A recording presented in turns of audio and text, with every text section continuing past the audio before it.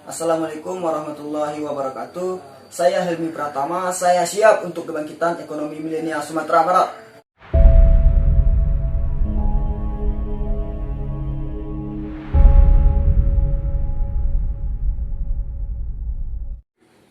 Membantu perekonomian masyarakat merupakan cita-cita yang mulia dan seharusnya direalisasikan. Dan salah satu caranya adalah dengan menjadi entrepreneur. Melalui Entrepreneur Success Challenge ini, saya mengangkatkan sebuah ide usaha arang briket batok kelapa sebagai bahan bakar padat rumah tangga tanpa asap. Arang briket merupakan bahan bakar padat mengandung karbon yang mempunyai nilai kalori yang tinggi dan dapat menyala dalam waktu lama. Arang briket berbeda dengan arang biasa, di mana arang briket ramah asap, sedangkan arang biasa mengeluarkan banyak asap dan tentunya akan menimbulkan masalah pada pernafasan. Kemudian, permasalahan yang ditemui dalam masyarakat pada saat ini, kita temukan suatu permasalahan. Selama ini, masyarakat tidak mengoptimalkan fungsi dari batok kelapa itu sendiri. Kebanyakan, batok kelapa hanya berakhir sebagai sampah rumah tangga. Walaupun ada batok kelapa yang dimanfaatkan, tetapi nilai jualnya belum terlalu tinggi, atau bisa dikatakan tidak memiliki nilai jual. Dari permasalahan yang ada, kita mempunyai peluang yang besar untuk meningkatkan nilai jual dari batok kelapa tersebut dengan mengubahnya menjadi arang briket, karena untuk bahan bakunya sangat mudah kita temukan di dalam masyarakat. Untuk produk kami sendiri yaitu arang briket batok kelapa, di mana untuk bahan bakunya berasal dari batok kelapa dan campuran dengan tepung kanji. Kami memberikan pembeda dibandingkan produk serupa, yaitu dengan memberikan campuran daun serai wangi yang akan memberikan wangi yang khas. Untuk arang briket itu sendiri tentu memiliki pasar yang sangat luas, baik di dunia industri dan usaha yang ada di Indonesia, bahkan di mancanegara. Di pasar internasional, dilansir dari website resmi Kementerian Luar Negeri.go.id, Atasé Perdagangan KBRI, yaitu Irman Ardi Purwanto mengatakan, produk arang briket batok kelapa Indonesia mendominasi pasar Mesir. Itu menandakan briket arang Indonesia sendiri mendapat kepercayaan dunia. Kemudian berdasarkan data yang dilansir dari International Trade Map, Indonesia sebagai eksportir briket terbesar di dunia dan jumlah produksinya selalu meningkat. Itu dapat kita lihat dari tabel di samping.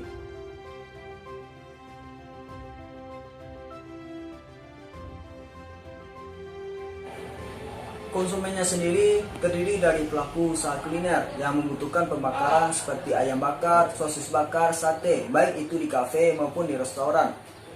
Konsumen juga berasal dari masyarakat biasa yang tentunya tidak lepas dari proses bakar membakar seperti membakar ikan dan lain-lain.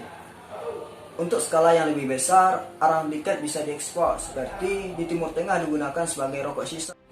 Di Eropa digunakan sebagai bahan bakar barbecue, penghangat ruangan, dan pemanas pada spa. Sedangkan di Asia seperti Korea Selatan digunakan untuk restoran.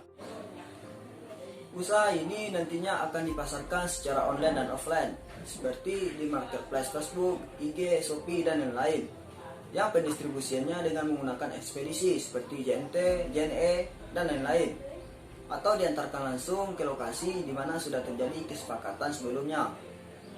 Untuk cakupan yang lebih besar, ketika usaha ini mengalami kemajuan dan didapatkan bayar dari luar negeri maupun antar pulau, tentu pendistribusiannya menggunakan transportasi kargo, di mana untuk biaya transportasi didapatkan melalui kesepakatan dengan buyer. Untuk saat ini, usaha masih dalam tahap perencanaan dan akan direalisasikan ketika mendapatkan modal, baik itu dari hasil pencarian sendiri maupun dari pihak lain. Usaha ini harus dijalankan karena memiliki peluang yang besar, baik itu pasar dalam negeri maupun di pasar internasional. Kompetitor arang briket kami yaitu arang briket pabrikan, tetapi arang briket kami memiliki pembeda dari produk serupa, yaitu adanya campuran dengan serai wangi yang akan menimbulkan wangi yang khas ketika dibakar.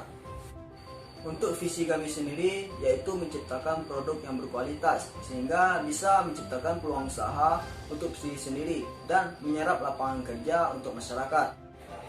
Untuk kedepannya usaha ini akan dijalankan dan akan selalu mengalami peningkatan karena produk ini selalu diminati oleh masyarakat, baik itu di dalam negeri maupun di pasar internasional, yang dapat dilihat dari data yang saya paparkan sebelumnya. Dan hal itu bisa menyerap tenaga kerja. Untuk impact metrik pada kuadran 1 mulai melakukan produksi, Kuadran 2 ada peningkatan produksi dan permintaan.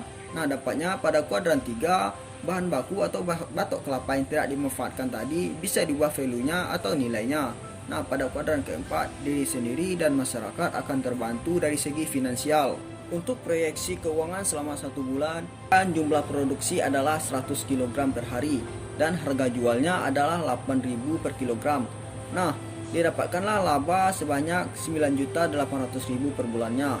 Itu setelah dikurangi dengan biaya produksi, upah karyawan, dan biaya lain-lain.